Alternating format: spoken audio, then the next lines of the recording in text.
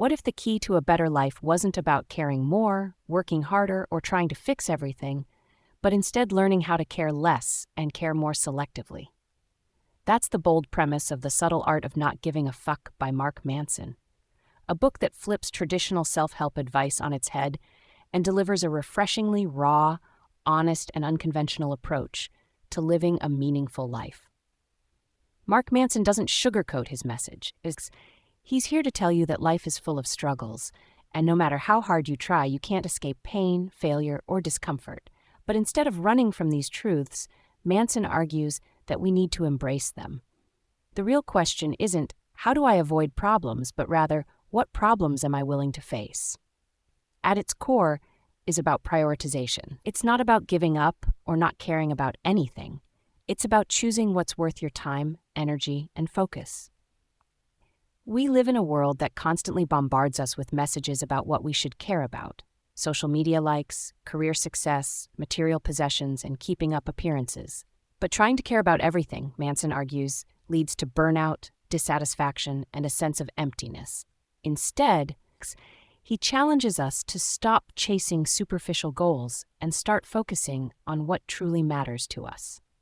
One of Manson's most provocative ideas is that happiness comes from solving problems, not avoiding them. He argues that life will always present challenges, and the sooner we accept this, the freer we become.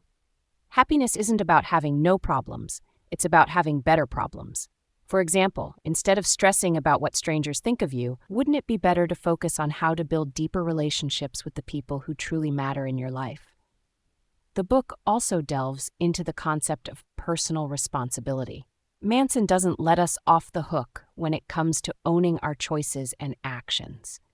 Even when life throws us unfair circumstances, we have a choice in how we respond. This reminded me of a time I faced a difficult work situation where I felt blamed for something beyond my control. Instead of dwelling on the unfairness, I shifted my focus to what I could do to improve the situation. Manson's no-nonsense philosophy helped me realize that taking ownership, even when it's hard, is one of the most empowering things we can do. Manson's tone is unapologetically blunt, filled with humor and colorful language, but that's what makes this book so relatable. He doesn't pretend to have all the answers, and he doesn't promise a perfect life. What he offers instead is a perspective shift, one that encourages you to stop trying to please everyone, stop chasing every shiny object, and start focusing on what aligns with your values. In this video, we'll explore the core lessons of the subtle art of not giving a fuck. We'll discuss why you need to accept your limitations, why failure is a crucial part of growth, and how to stop wasting your energy on things that don't matter. This isn't about apathy, it's about clarity. It's about learning to say no to the trivial so you can say yes to what's truly important. If you're ready to stop sweating the small stuff and start living a life that feels more authentic and meaningful, this summary is for you. As we dive into Manson's ideas, think about the areas in your life where you might be giving too many fucks, and how freeing it could be to let some of that go. Before we jump in, don't forget to like this video and subscribe for more refreshing takes on life-changing books. We'd love to hear in the comments, what's one thing in your life you wish you cared less about? Mark Manson doesn't hold back in his brutally honest, no-nonsense approach to self-help. The subtle art of not giving a fuck begins by flipping traditional ideas of positivity and success upside down. Manson argues that happiness isn't about avoiding problems or chasing endless success. It's about caring deeply, but only about the right things. The book opens with a vivid story of Charles Bukowski, an unconventional poet and novelist. Despite his later success, Bukowski never tried to portray himself as a hero.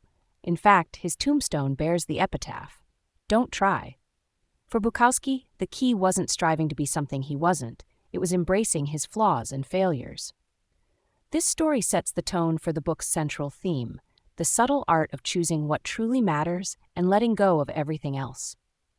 Manson introduces the feedback loop from hell, a vicious cycle where people feel bad about feeling bad, anxious about being anxious, or guilty about feeling guilty. This endless loop often stems from societal pressures that tell us we need to be perfect, successful, or perpetually happy. Manson's solution? Stop giving a fuck about trying to be someone you're not. Accepting life's imperfections is the first step toward genuine happiness. This message reminded me of a period in my life when I constantly chased validation, striving for achievements I didn't even care about just to impress others. Like Manson explains, the pursuit of superficial goals often leaves us feeling empty because we're chasing what we think matters instead of what actually does. His advice to prioritize only what truly aligns with your values was a wake-up call for me, and it's something I've tried to implement ever since. Manson doesn't sugarcoat the fact that life is hard. Problems are unavoidable, and happiness doesn't come from avoiding them. It comes from solving them. He introduces the counterintuitive idea that pain and struggle are essential components of a meaningful life. Instead of asking, "How do I avoid problems?" Manson suggests asking, "What problems am I willing to struggle for?" This shift in perspective changes everything. A memorable concept in the book is the backwards law, which suggests that the more you pursue feeling good, the worse you actually feel. It's a paradox. Chasing happiness often reinforces the idea that you're not happy to begin with. Instead, Manson advises accepting negative experiences and learning from them. For example, working out is painful, but the result is a healthier, stronger body. Similarly, failure in business or relationships teaches you resilience and helps you grow. The book also delves into the idea of entitlement. Manson criticizes the modern tendency to believe we're all special or destined for greatness. He recounts the story of a man named Jimmy who constantly talked about his big ideas but never actually followed through. Jimmy's sense of entitlement made him blind to his own shortcomings, and he wasted years chasing pipe dreams without putting in the work. Manson's point is clear. Success requires embracing hard truths and taking responsibility for your actions. This leads to another key lesson: personal responsibility. Manson argues that while we can't always control what happens to us, we can control how we respond. Taking ownership of your choices, even in unfair situations, gives you the power to change your circumstances. This idea reminded me of a tough professional setback I once faced. Instead of blaming others, I focused on what I could do to improve. That mindset shift not only helped me grow, but also led to new opportunities I wouldn't have seen otherwise. One of the most liberating concepts in the book is Manson's definition of freedom. True freedom isn't about avoiding commitment or doing whatever you want. It's about choosing what you care about and committing fully to it. He uses the example of relationships to illustrate this point. Building trust and intimacy requires saying no to distractions and focusing on one person. This kind of commitment might seem limiting, but it's actually what creates deeper meaning and satisfaction. By the end of the first half of the book, Manson has laid the groundwork for a transformative mindset shift. Life is messy, problems are inevitable, and perfection is an illusion. But by accepting these truths and choosing carefully where to invest your energy, you can find clarity, purpose, and lasting happiness. Mark Manson digs deeper into the core of what makes life meaningful, emphasizing the importance of values, personal responsibility, and the freedom found in saying no. He reminds us that while the world constantly tells us to strive for more success, more happiness, more recognition, what truly matters is defining what's important and learning to focus on that. You are always choosing. One of the book's most profound messages is the idea that we are always making choices, whether we realize it or not. Even in the face of adversity, we have the power to choose how we respond.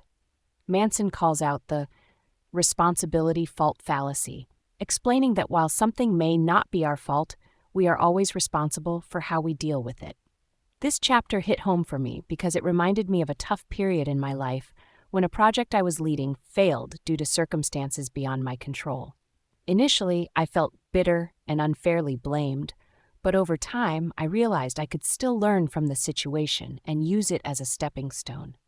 As Manson puts it, life is full of hard choices, but owning them is the path to growth. Manson challenges us to embrace the uncertainty of our beliefs. He argues that much of what we think we know is likely wrong, and this humility opens the door for personal growth. He even shares an amusing story about his youthful obsession with being a rock star, only to realize he wasn't cut out for the grueling process of becoming one. The lesson here is clear. Stop clinging to certainty and be open to change. Manson's law of avoidance suggests that we often avoid truths that threaten our identity. But growth only happens when we confront those uncomfortable realities. Manson flips the common narrative around success, arguing that failure isn't the opposite of success, it's a critical part of it. Through stories of entrepreneurs, athletes, and his own struggles, he emphasizes that every failure is an opportunity to learn and grow. He introduces the do something principle. Action isn't just the effect of motivation, it can also be the cause. By simply starting, even when we don't feel motivated, we can create a positive feedback loop of action, inspiration, and growth. And the importance of saying no. This might be my favorite chapter because it delves into the liberating power of boundaries. Manson explains that saying no isn't about being negative, it's about protecting what matters most. Every commitment we make is a trade-off, and without boundaries, we risk spreading ourselves too thin and neglecting our true priorities. He ties this concept to relationships, showing how trust and respect are built when people set and honor boundaries.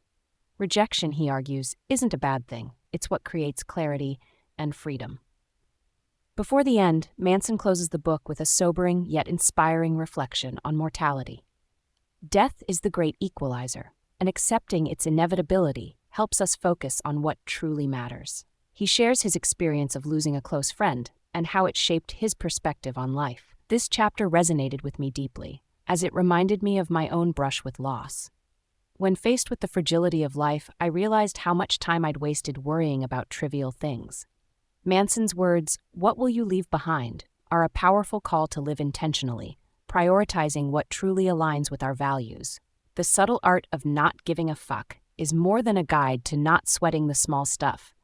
It's a roadmap to building a meaningful, fulfilling life. Manson's irreverent tone and raw honesty make the book not just thought-provoking, but also deeply relatable. By the end, you're left with a simple but profound truth. You can't control everything, but you can control what you choose to care about. When you focus on what truly matters, you free yourself from the endless noise of expectations, judgments, and superficial pursuits.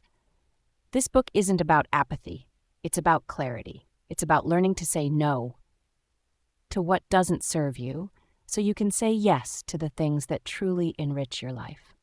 Manson's no-nonsense approach cuts through the noise of traditional self-help advice, reminding us that we can't and shouldn't try to care about everything. Instead, true freedom comes from choosing what deserves our time, energy, and focus. What stands out most about this book is its brutal honesty. Life is hard, problems are inevitable, and trying to avoid pain or failure only leads to more dissatisfaction. Manson flips the narrative. Rather than running from struggle, we should embrace it. Happiness isn't about eliminating problems, it's about choosing the ones worth solving. This simple shift in mindset can transform the way we approach challenges, relationships, and even our own goals. One of the most powerful lessons in the book is the idea of taking responsibility, even for things that aren't our fault. Manson's responsibility fault fallacy challenges us to stop wasting energy on blame and start focusing on what we can control. It's a reminder that while we can't always dictate what happens to us, we always have a choice in how we respond. This concept is both liberating and empowering, encouraging us to reclaim agency over our lives. Another key takeaway is the importance of boundaries and learning to say no. In a world that constantly demands more success, more achievements, more validation, Manson's reminder to prioritize what truly matters is refreshing. By setting boundaries and rejecting the trivial, we create space for what aligns with our values. It's not about apathy, it's about clarity. Saying no isn't selfish, it's self-respect. The book also challenges us to rethink failure.